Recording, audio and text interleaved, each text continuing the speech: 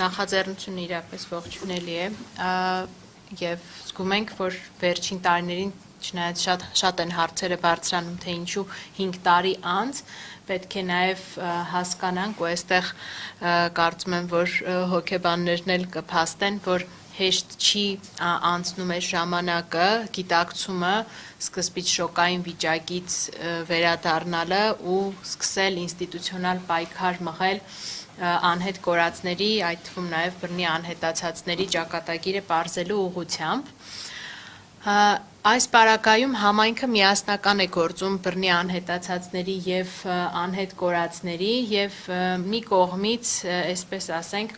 անհետ կորածների համայնքի համար, այսինքն այն մարդկանց, ովքեր ընդհանրապես որևէ տեղեկություն չունեն, թե իրենց զավակը, եղբայրը ինչ հանգամանքներում է անհետացել պատերազմում, հույսը կապում են բռնի անհետացման ճանապարհով անհետացած մարդկանց ճակատագիրը պարզելու հետ, որովհետև տեսեք, եթե մենք նայում ենք գերիների հարցը, որը էլի շատ դաժան ծանր հարց է, որոշակիություն կա, այսինքն նույնիսկ այդ մամուլի հրապարակումներով տեսնում են, որ ողջ են, ինչ որ մի հանգուցալուծման գնալու է,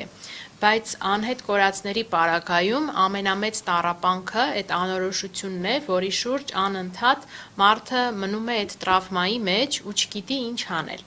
Եվ անհետ կորածների ընտանիքները այսպես հույսի շող են կապում բռնի անհետացածների հետ, ասում են, եթե գոնե մի բռնի անհետացածի ճակատագիր էլ պարզվի, ապա մենք հույս ունենք, որ մեր երեխայի ճակատագիրը եւս կպարզվի։ Այս պարագայում մենք հիմա պաշտոնական տվյալներով Տիկին Սահակյանը երևի չի թույլ չի տա սխալվեմ, ունենք շուրջ 30 բռնի անհետացած, այսինքն խնդրում եմ սա չշփոթել այն 80 թվակազմի հետ, որը Տիկին Սահակյանի կողմից եւս ներկայացվել է, որովհետեւ այդ թիվը վերաբերում է ներառյալ այն մարդկանց, ում դիակները կամ մասունքները վերադարձվել են հայկական կողմին եւ արդյունքում մենք ունենք 30 հոգու ճակատագիր, ում վերաբերյալ առկա են հստակ տվյալներ, որ իրենք գտնվել են կենթանության օրոք Ադրբեջանի հսկողության ներքո,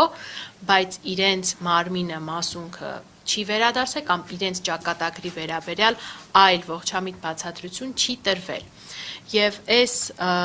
մասով շարունակում են ուժի մեջ մնալ, ինչպես Տիկին Սահակյանը նշեց, մարդու իրավունքների եվրոպական դատարանի անհապաղ միջոցի որոշումները, որոնք մի կողմից, այսինքն որոշ դեպքերում վարվում են Տիկին Սահակյանի եւ նրա գործընկերների կողմից որպես անհատական դիմումներ եւ կան դիմումներ այդ թվում նաեւ մեր ընտանիքի դիմումը, մեր ընտանիքի վերաբերյալ, որը գտնվում է պետության միջպետական գանգատի քննության ներքո եւ այս պարագայում ես մի անգամ չի որ շեշտել եմ, որ այս իրավունքի խախտումը պետությանը չի առնչվում, որպիսի պետությունը որոշի, թե ուզում է դրանից հրաժարվել, թե չի ուզում։ Առնվազն առանց մեր համաձայնության պետությունը իրավունք չունի հրաժարվել այդ միջպետական գանգատից, որովհետև Եվրոպական դատարանն էլ իր վճիռներով արձանագրել է, որ քանի դեռ մարդու ճակատագիրը շարունակում է մնալ անհայտ, այդ մարդու իրավունքը շարունակում է խախտվել եւ շարունակում է խախտվել նրա ընտանիքի իրավունքը եւ չկա մի որևիցե ժամանակահատված, կլինի դա 5 տարի, 10 տարի, թե 15 տարի, որ այդ իրավունքը դադարում է խախտվել, որովհետեւ մարդը շարունակում է գտնվել այդ անորոշության մեջ, անձի ճակատագիրը շարունակում է լինել անհայտ։ Եվ այս պարագայում մենք եւս ձեռնարկում ենք որոշակի միջոցներ, որպիսի թույլ չտանք, որ այսպիսի անհավասար դրության մեջ հայտնվեն բռնի անհետացած